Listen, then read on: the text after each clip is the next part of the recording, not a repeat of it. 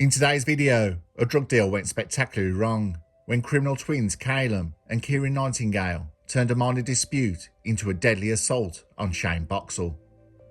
This is Curios&Spiritual. No deep dives, because my sanity has put its foot down. We take a look at the case, the police investigation, and the trial.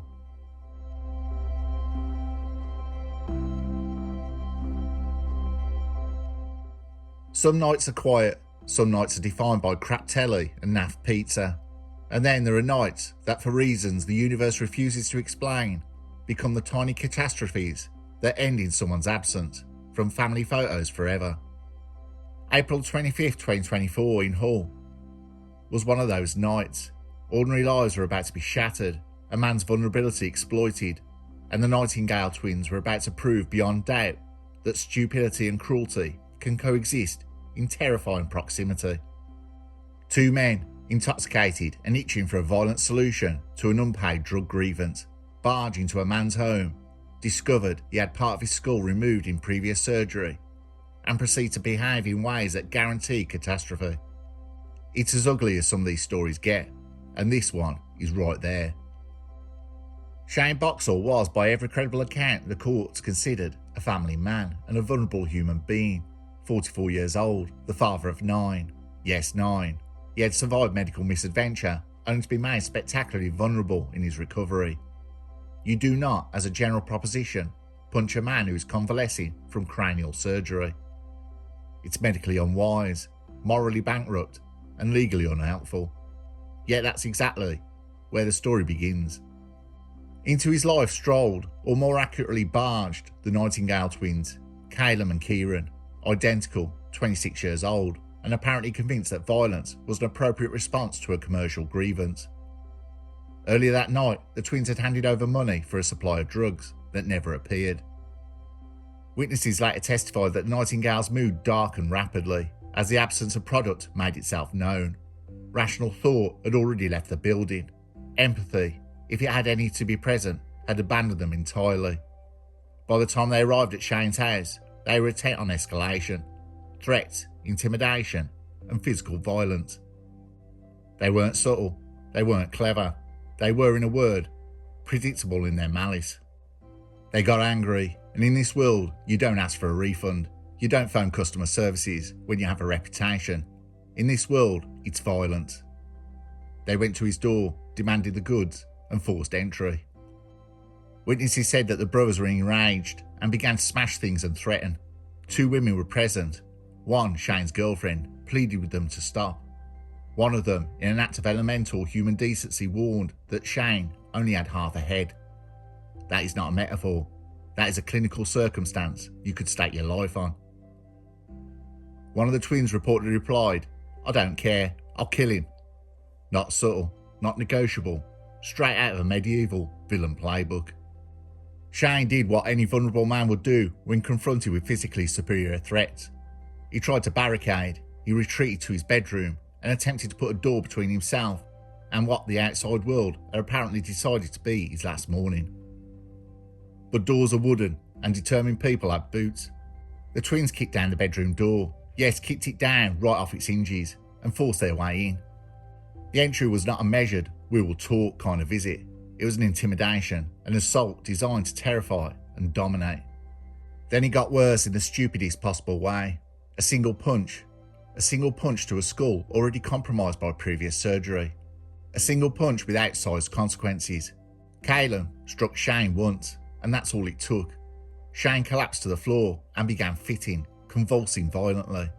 A body in systematic failure. Suddenly the twins' performance moved from petty criminality to the scene of a medical emergency, whose outcome would be tragically fatal. So what did the assailants do at this point? Flee, panic, call an ambulance? Not really. According to the accounts that matter, witness statements, the brothers hung around. They showed no urgent regret and no instinctive human horror at what was unfolding. They lingered, then they both left. It reads like the exact opposite of basic human decency. In a voice that must have trembled and yet held the final stubborn agency of a man refusing to give up, Shane, yes, Shane himself, managed to call 999. He reported the attack. Paramedics and police were dispatched, but life, in its finality, operated on a clock that's indifferent to sirens. By the time the paramedics reached him, he was taken to hospital in intensive care. The event set in motion by a single reckless act that could not be undone. 2 days later, Shane Boxall died in hospital. Tragic, avoidable, and marked now in the ledger of violent deaths. So by the time the police showed up, the scene was already a scene of violence: a splintered door, a man on the floor seizing from a blow, to an already vulnerable skull, witnesses who had tried and failed to intervene, and 2 young men who had turned a missing drug deal into a horror scene. Which is to say, the set was laid, the twins had done their worst, and the police were walking to a scene with all the evidence of a crime immaculately present.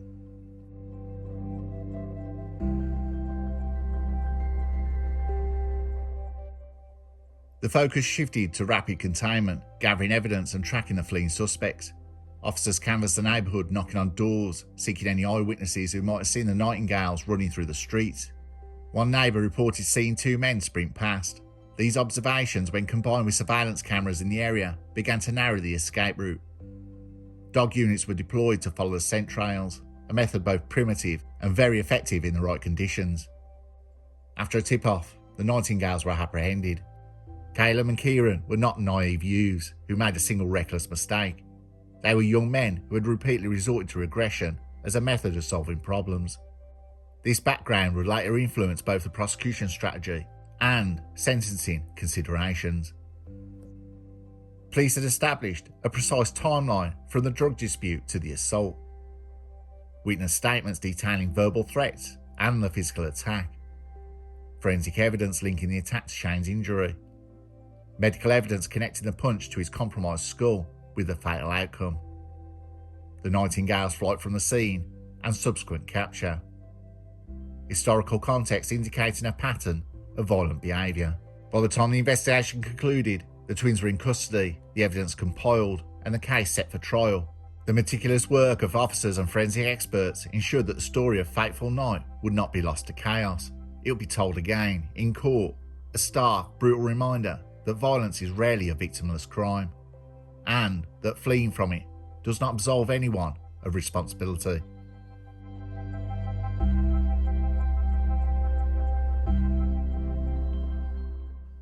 On January 2025, in the dignified wood-panelled courtroom of Hall Crown Court, 2 young men sat side by side, Kailum Nightingale and Kieran Nightingale, both 26 years old, identical twins.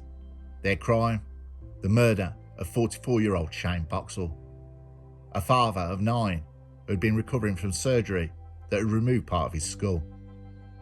The prosecution's strategy was mercilessly simple: demonstrate that the Nightingale's actions directly caused Shane Boxall's death. They did not need dramatic flourishes. The facts were inherently compelling. Witnesses recounted the attack in painstaking detail, the verbal threats, the dismissive disregard for Shane's compromised health, the kick through the bedroom door, the devastating punch that precipitated convulsions.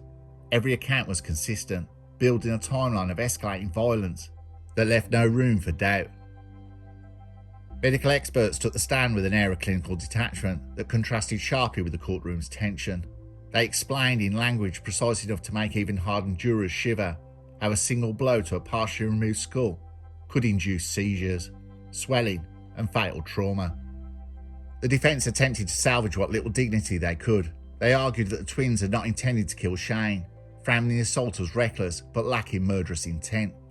They painted a picture of impulsive anger, intoxication, and human error, hoping that the jury would see 2 young men momentarily overcome by circumstance, rather than 2 individuals responsible for manslaughter. The 2 women who tried to intervene described the twins' behaviour with clarity.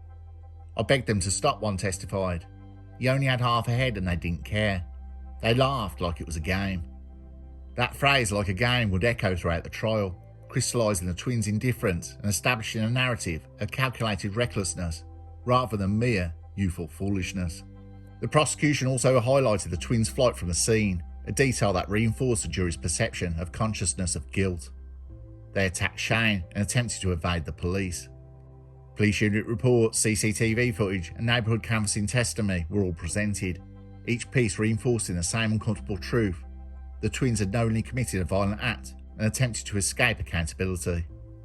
During cross-examination, the twins' prior records were introduced. Previous convictions for violence and possession of weapons painted a pattern that no jury could ignore.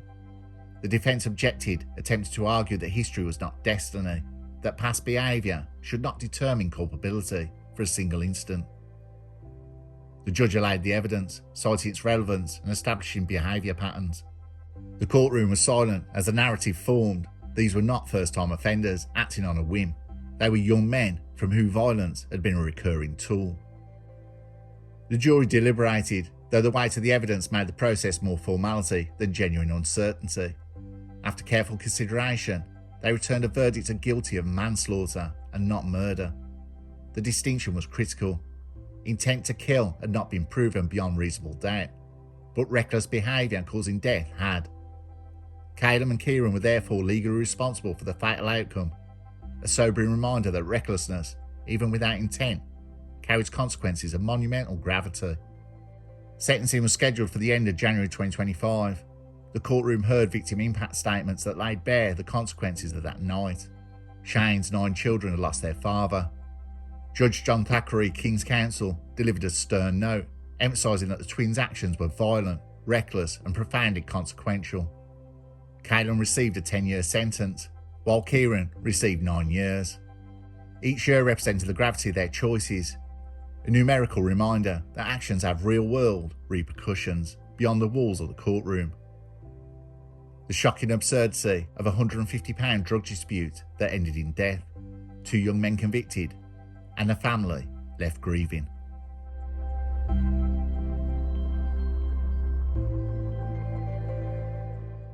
Life has a funny way of punishing the foolish while leaving the guilty smug for a few fleeting minutes. In the case of Shane Boxall and the Nightingale twins, that fleeting arrogance ended in tragedy. A £150 dispute, a single reckless punch, and a medical vulnerability, proving once and for all that stupidity has its consequences, and sometimes it's lethal. The twins' choices were absurd in their simplicity, yet devastating in their effect. Unlawful entry, threats ignored, and a single blow that unravelled a life. Kailum and Kieran might have imagined themselves untouchable, clever or invincible, but reality, slow, methodical, and without mercy, caught up with them. But none of this restores what's lost. 9 children wake in the silence of their father's absence, a silence far louder than any justice served. And in the end the story is simple, bitter and unrelenting. Impulsive violence kills, recklessness is fatal, and human stupidity, when combined with opportunity and lack of conscience, produces consequences that no jail sentence can fully contain. The Nightingale's lesson is etched in blood. Never underestimate how quickly ordinary life can tip into catastrophe, nor how swiftly a moment of arrogance can become permanent history.